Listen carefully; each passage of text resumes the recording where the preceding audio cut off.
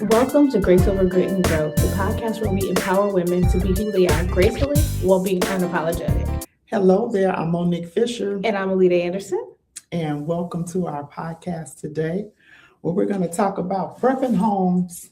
Yes, well, twofold prepping homes, and then people looking at homes that may or may not have been prepped. That may have not been prepped.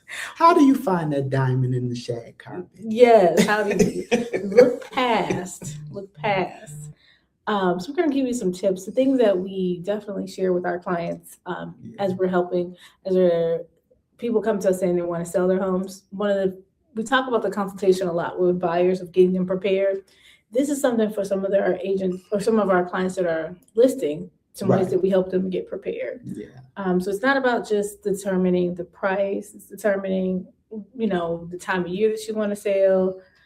How can your house represent itself really and stand out? Because how can it look its best? Yes. Because first impressions mean a lot, especially in this market. They mean a whole lot. So, and I'm going to say one of the biggest things you can do is to declutter and clean. I just don't think people realize all of the things that we have and all of the stuff. Yes. So even if you're a little sensitive, maybe have a real good friend come over, and kind of look at it with you, just because we see our stuff day in, day out. And I don't think we realize how many things we have. And I think too, a lot of it is out of convenience. Like you have that countertop with the 32 Stanley cups because this one's for my coffee, this one's for this one, this one's for that. So you just want to be able to grab and go, which makes sense for your lifestyle but doesn't make sense when you're trying to sell it. We need the countertops clear. Yes. So, I know you've had these conversations too, where you even walk through them that, hey, this is going to be uncomfortable.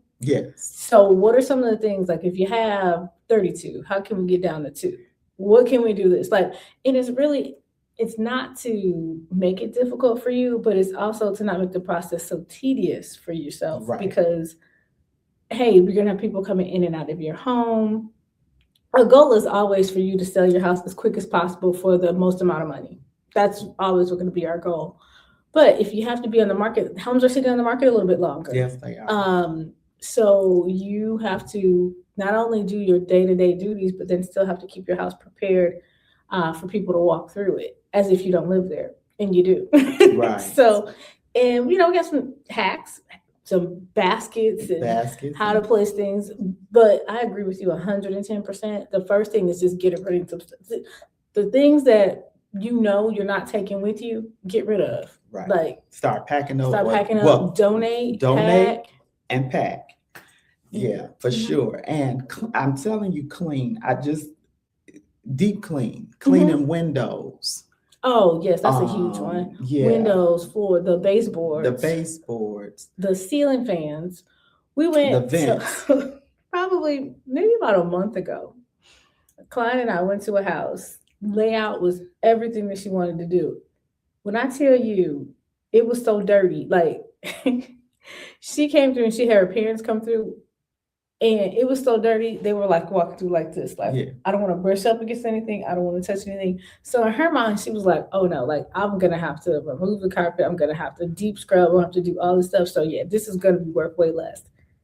And I could see it. The ceiling fans had dust, 2-3 inches worth of dust on top. So it's like, and if this is, and put yourself in their shoes. Because if this is what I can see that you could have easily just cleaned up and you haven't done that, what about all the maintenance and everything else that you skipped that I don't know about? Because that signals that I don't take care of my house. Exactly. So that means you're not changing filters, you're not doing maintenance on your appliances.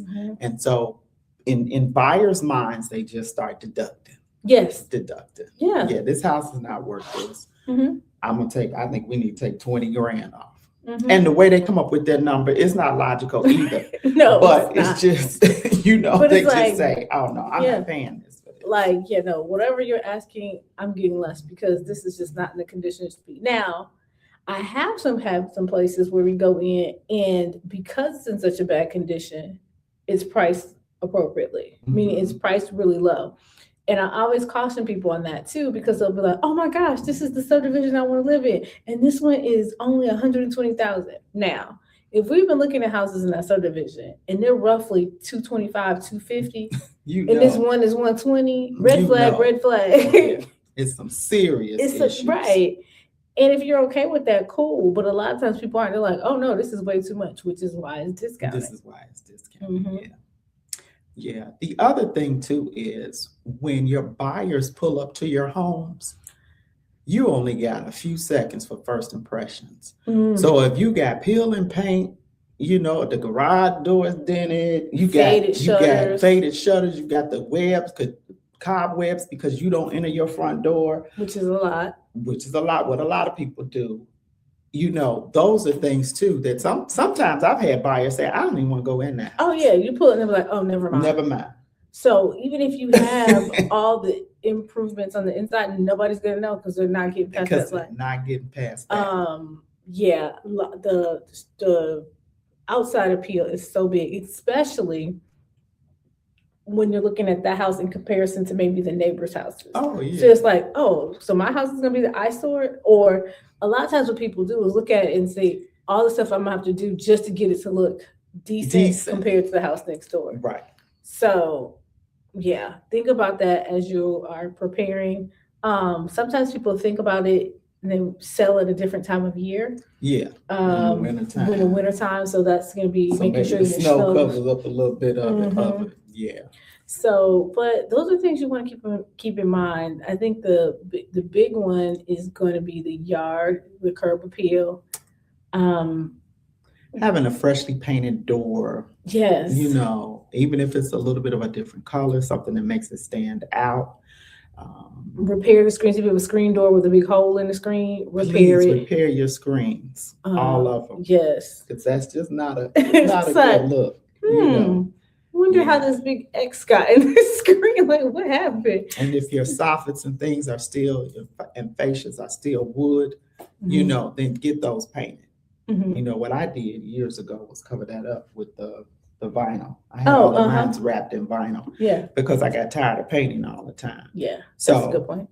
I mean, if that's something you could afford to do at that time to bring some value to it, you could. But paint goes a long way. And that's outside and inside. Both, yes. And if you're painting inside, you want to use neutral colors. Thank you. Your favorite color might be purple.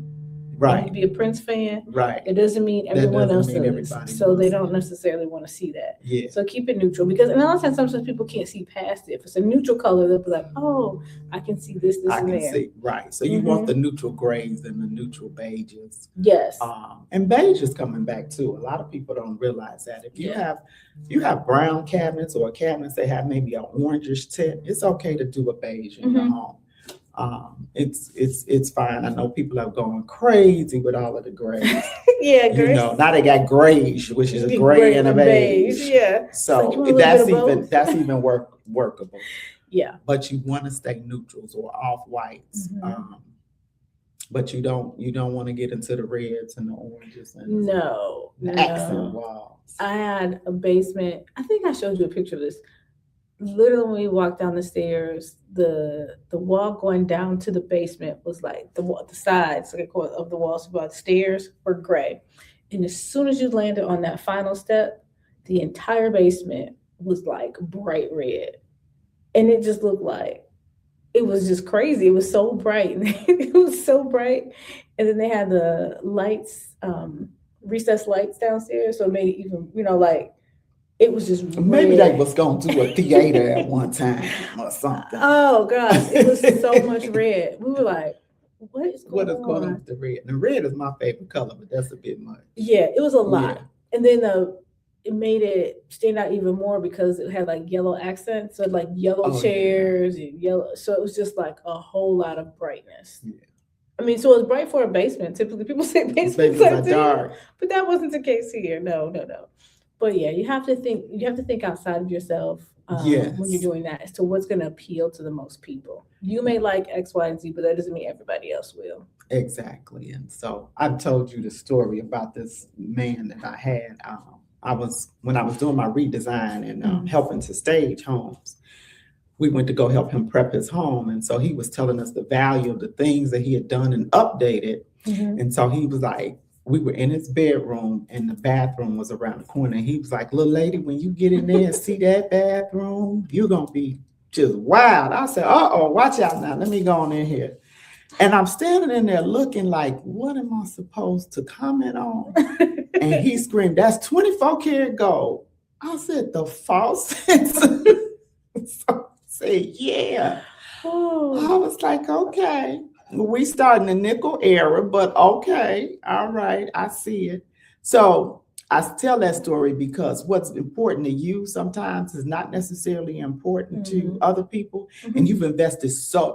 I can't imagine what he paid for those faucets. I mean, from the shower head to the sink to the.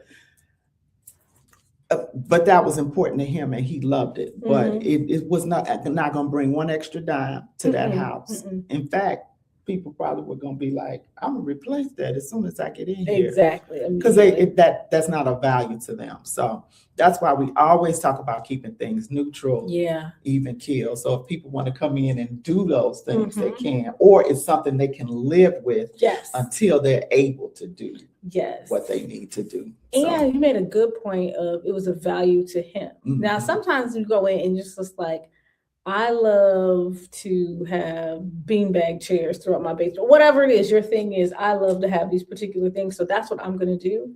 There's nothing wrong with that. But what happens is, you're like, do you know how much I paid for this? And then you want that value back. Now, if you just want to put some things in your home because that's your thing and you enjoy it because you live there, go for it. That's right. But you just can't think that thing going to demand you because you put 10,000, you're getting 10,000 back. Sometimes, like in this particular case, it's not really a there's cost. No value. There's no value to that. No. They have faucets. They didn't really care if it was. So does the water come? They're like, so they work. Does the hot water come? On? Cool. Yeah, then that's all I need. That was your thing, so you can't. And sometimes people are okay with that. They're like, no, I just did it because I truly like. I've had some people that have swimming pools and they do a saltwater pool versus a regular, which is way more upkeep and it's expensive. And sometimes for buyers, they're like, whoa. Yeah, I don't want to deal with all that. But the people there were like, oh no, it's better for you because of X, Y, and Z. So that was what they wanted to do. But then it becomes a hindrance because people may not want to, if it's not something you're passionate about, you don't want to, deal with the upkeep on it. So you kind of have to be a little cautious or even just be okay with it not being a dollar for dollar. Like a good one is kitchen designs. Kitchens, people love kitchens. Yes, kitchens and bathrooms. Kitchens and bathrooms. But you can go in and keep your kitchen modern with some paint on, or cabinets, countertops, lighting, things of that nature. Without having to do a full gut rehab, because that gets costly, and you're not getting dollar for dollar for that rehab. No. And that's a much better way to update a kitchen, get new hardware for your cabinets. Maybe your cabinets are decent, but you got that old school rustic look, hardware, but that's what you like. Yeah. But if you get something neutral, just a straight line and just replace all of that, that adds so much. It does. So much value. And people can see there. And if you're wondering, a lot of times you can go to a new home properties, like homes that are being built, you'll kind of see some of the things. Pinterest can be your best friend as well. They'll show you some different trends of how things look. So it give you some ideas, especially for like the color of the year or color of things like that. They'll keep that pretty basic. And don't be afraid to ask your realtor. Like, what are some of the things I should do?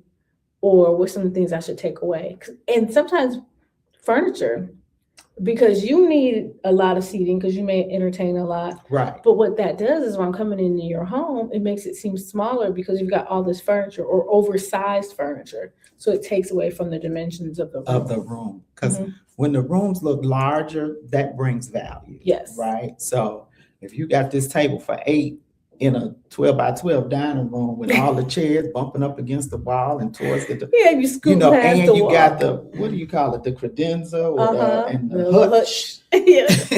it just looks cluttered. It looks like a lot. So you have to be careful. And again, that's how you're living, that's fine. But when you made up in your mind you're ready to sell, these are the things that you need to do to prep to sell. Yes. Yep. And it's such a fine balance because you want it to look like someone lives there, so people can see Absolutely. themselves, but you don't want it to look lived in. Exactly. So it's like, okay, what does that look like? Yeah, because people often, our buyers will be like, is that a queen or a king bed? And, you know, oh, Yes. that's a king. Oh, shoot, I got a queen. I know my bed will fit in here. Yes. You know, those are the types of things that they're going through Mhm. in their minds when they see. So you do want to have a bedroom set in, right? Mhm. You want to have furniture. You don't necessarily want it to be vacant, but it helps them to just envision their things Right. in your home. Mhm. And people, it's hard for people to gauge sizes of things when they're not right in front of it. Right. We I have a client who was adamant that this bedroom had to fit her chair.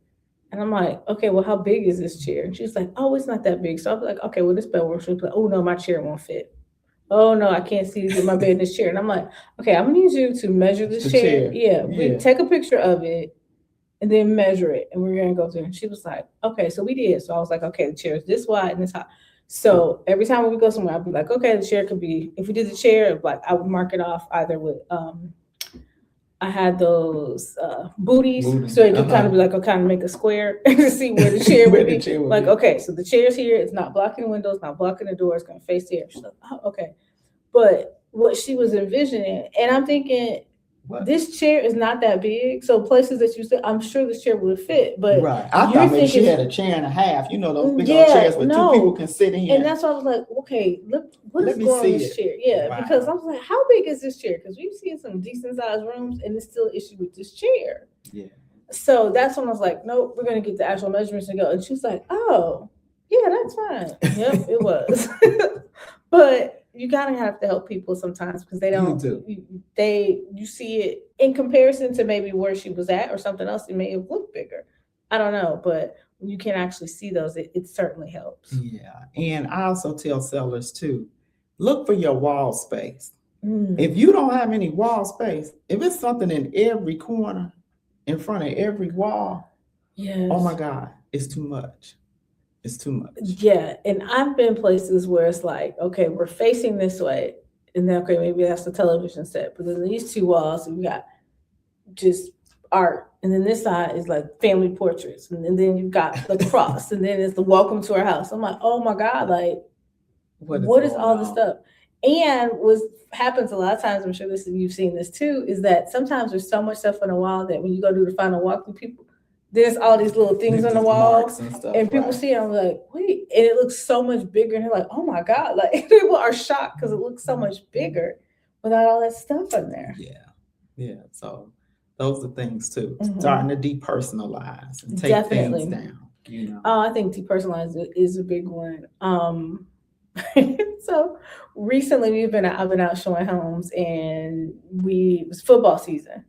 So this couple that I was showing, he's a huge Bears fan. And we went to a house and they had like all this Packers. He was like, I don't want to live here. I'm like, what in the world? I'm like, this has nothing to do. He was like, it's got bad aura. Are we serious? He was dead serious. Oh like, my goodness. No, this is bad aura. And she was like, no, let's just look at it. He's like, I don't care if you do like it. We're not getting this house. It's got bad aura. I was like, okay. And it was because of the Packers. It was because of the Packers. Something so small where you're like, that's my team. It's not, it's not like religion or politics or I something. think football can be religion, girl. I don't know. I'm going to challenge you on that one. I think to some people it's a religion. And that's what I'm saying. Because these men are withdrawn right now because football season is just about over. So that reminded me, like we're talking about the personalization of how personalized, like how specific people get and how offended people get. They get offended. And I'm like, yeah. So we just walking out. Okay then. But yeah. So definitely depersonalize so that you don't get your house doesn't get looked at because the people looking at it like the opposing team. So you never know. Yeah, and then you don't want to have. So I've been in houses where there's been gun cases, knives and swords on the wall. Oh, that is really big. That is really big now. Yeah, that is not a good look. When somebody's coming into the house, it is offensive. It can be offensive. Yep. And I've even had people who've had overly, well, I'm not going to say overly, but had a lot of crosses, religious items on the wall. You never know who you're showing to. Yes. So, I mean, if you have one or two things, but to have something like in every room, people feel And they like, I don't know what's been going on. Like you said, I don't know what's been going on in this house. I don't know if they need that to bless every room. They get. Oh gosh, it's so many strange things that you see and you have no context. You're like, right. What's going on here? It's just, I remember this one house, it had 4 bedrooms. And the 4th bedroom was small, so it probably was it looked like it may have been used for like a home office or like a library or something like that, because they had the shelves on all the walls, but they actually had packed up some things, so the shelves were all empty. Yeah. And there was just one chair in the corner, and then across from like where the closet was, it was a tripod, and it was just a camera. And so we were like, what is happening in this room? So it's so funny because you form all these crazy thoughts and stories like, and then it's like the way the way the bedroom was set up, the window was like directly. So as we're looking out that window, we could see like into the neighbor's house. And they were like, they're probably recording the neighbors. They're probably doing this because you saw all this stuff. And you're like, what in the world is this? But it's so funny because people just form whole stories about tidbits of because we don't know. We have no clue what these people are doing. But you see it and you're like, probably too much CSI, Chicago PD, all those stories. But you form it. So don't let people be able to do that. If anything, they say, man, there was nothing there. There was nothing there. Yeah. In that case, I'd rather it be just an empty room. Yes. Than trying to do that. Yeah. So we talking about cleaning, depersonalization, removing the clutter. Yes. Let's talk about if you do like a full remodel of a kitchen or a bath. Yes. And what does that bring you? So typically here in this area for a kitchen, if you, go all out, you got the granite countertops, you got, the new cabinets, you got the refrigerator where you can knock and it tells you everything in the refrigerator. It's like you can write your list, it greets you and all of that. So let's say we've done all of those things in the kitchen. Typically here in the Midwest, you're going to get maybe with a remodel like that, 60 to 70% of your value back. So you have to be careful with that. If you've done it and then you decide to leave 3 years later or something like that, that's different.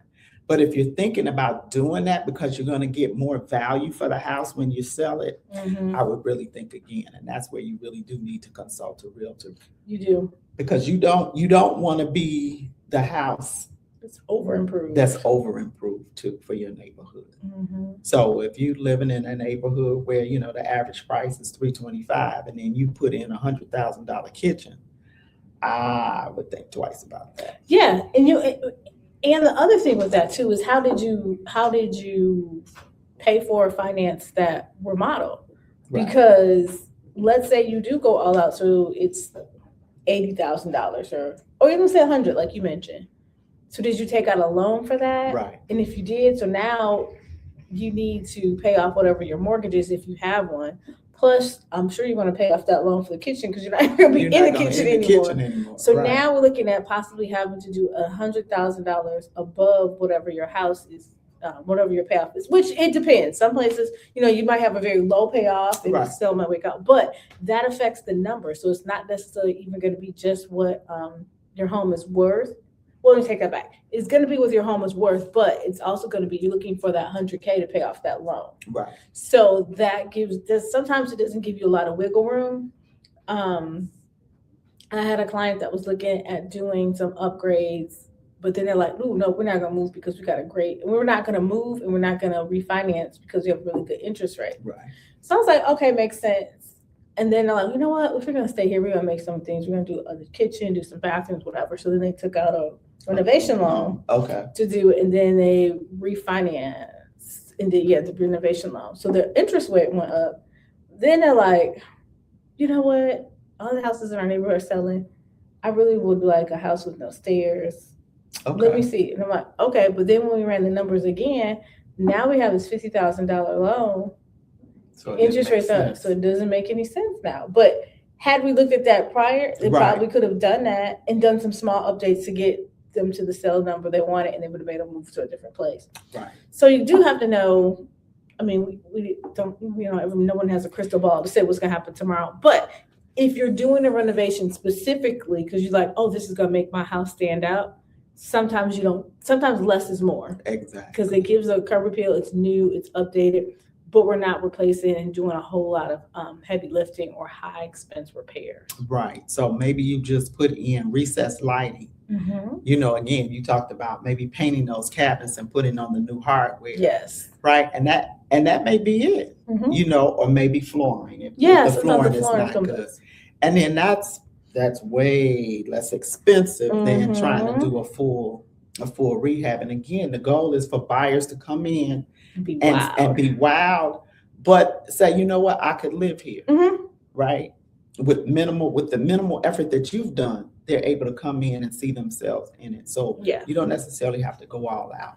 And same thing with bathrooms. Oh yeah. Bathrooms even bring a little bit of less of a return, maybe 40 to 50% on a high-end bathroom remodel. Now, again, if you're doing it for you because you think you're going to be there, that's fine. But like you say, we don't have a crystal ball. Things happen.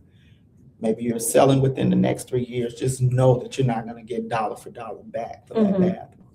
Yeah, we hear that all the time. It's like, but no, I paid $25,000 for this. And I'm not saying that you didn't. Right. But that doesn't add $25,000 worth of value to your home. Right. It's just not dollar for dollar. It's not dollar for dollar. You mentioned flooring. It made me think of one thing too. One of the things that I see happen a lot is that people start projects. So like, oh, you know what? I'm going to replace the flooring in the kitchen and the family room because the kitchen and family room touch. And then I'm going to do the powder room and maybe the study. Right. But then I decided I want to sell my house and I've only done the kitchen and the family room. So when you walk in, you're like, why we got mismatched? Why is it different floors? Like, what is going on? Or the stairs. So if you're going to have those projects, you need to finish them. Even if you're going to, you decide, okay, now I'm going to list, just finish it so it all looks uniform. Because a lot of times there's nothing wrong with the floor. You just replace it because you wanted something new. So even though people will say, oh, there's nothing wrong with the floor, it just doesn't match. Right. Which very well may be true, but it doesn't match. So people are like, that's weird. Yes. And it's one of those things where like, oh, so I got to go in and change the floor so that it doesn't look crazy when I move in. So that feels like for them, a top of the list item they need to do right away. And now they're adding money. So, okay, I'm buying this house and it's still not quite the way I need it to be. Oh my God. So then people don't want to see projects or like a have to do projects. Now people go in and be like, oh, I can see this as being like my relaxation room and some things. That then invokes a little bit of fun where it's like, oh, I'm going to personalize it to me. It's not something I have to do day one. I can just visualize it and I can make it my own. Way different than like, oh, I got to get in here and fix this, and this before I do anything. Right. Very different. And buyers today are really, really different. They can't see beyond what's there. No. Most of them cannot. And I think it's due to our busy lives and that type of thing. So when they want to move in, they want it to be move-in ready. Yes. And sometimes that too is guidance because I've had people say things like, no, I need a house that only has a fence. I'm like, but we could get a fence. Right. And what does that look like? Or we can negotiate a credit. You can probably still get the fence. We do this. And they're like, oh, okay. So they limit themselves because they don't want to take on the project. Like you said, with workload, and they don't know how to do it or who the resource would be. So it seems too much. So some of those we can help with. And then some of them is just like, whoever's listing the home can help themselves by just making it market ready. Right. Yeah. Yeah. And you always want to think that your highest competition is going to be the house that's near you that's already on the market. So if you're concerned like, oh, well, yeah, they did all that, but I'm on the same street. Because people love to say the house down the street sold for X, Y, and Z. And it's exactly like mine. It's the same layout. Yeah. I'm like, oh, is it? I'm like, well, yes, it's the same layout. Yes, it's on the same street. No, it is not exactly the same. They literally have just gut rehab, the kitchen, the bathroom. They have new carpet or new flooring throughout, updated appliances, a new roof. Right. And we have none of that. So, it's not apples to apples comparison. So just because the demographics, locations are similar, but the layout is similar, it's also going to be what's the meat and potatoes, the curb appeal you talked about, the inside, what do the appliances look like, the mechanicals, what does that look like? All those play a part. So you can't just look at one or two factors and determine the price of what your house should sell for. Absolutely. So, if you're thinking about going on the market, talk to us now, especially this is the beginning of February. It is. And that spring market is going to hit. If this weather really breaks, it's Groundhog's Day, so we should see the report and know if we have it is 6 more weeks of weather. Do we want to report? Of hard weather. Like, do we want to know? So if we're going to have a long winter and a shorter, wait till we get to spring, then this is the time truly to start really preparing your home to sell, because it takes time. It takes more time than you think. Yes. Because when you start going through your stuff, you get emotional. I remember this, I remember when I got that. Or if you're starting that whole taking down pictures and things, you start going down memory lane. So it takes you a little bit longer than you think to prep a home. So this is definitely the time. And you declutter and you come across the stuff that you didn't even realize was there. And it's like, I realize I now have 3 cart pots. So it's a great time to be donating. Give something to somebody that needs some things. And then sometimes too, it's okay to toss some things. Sometimes stuff you can't hold on to, you can't donate, it just needs to go. It needs to go. That's okay too. Let it go. But figure a piece of it out. Get ready for the market. If you, like Monique mentioned, if you need assistance with that, we're both here happy to help you. And we can walk you through what that process will look like to make it a little lighter on you. Yeah. So just to summarize, if you got something, fix what's broken and clean what's dirty. Those are your 2 biggest things. Those are 2 basic things. Yes. Call us then, and then we can come over and tell you if there's things that you need to do beyond that. Yes. But most of the time, it's fixing what's broken and cleaning what's dirty. And a deep clean and cleaning windows and doors. Yes. That goes a long It does. Way. And it's funny because you can tell when it hasn't happened a while, because when they do, and they're like, "Oh my God, this house is nice." Yeah. It's like, yes, it is. Yes, you do. Yes, it is. So we will definitely be in touch. We're available for you to reach out and help you with those things. If you or anyone you know is looking to buy, sell, invest in real estate, please reach out to us. As always, you can reach us. Facebook. Instagram and YouTube. Yes. So you can put DMs in any of those. You can send us comments over. We will reply to them all. We do appreciate you tuning in. And until next time, have a great one. Take care. Bye-bye. Bye-bye.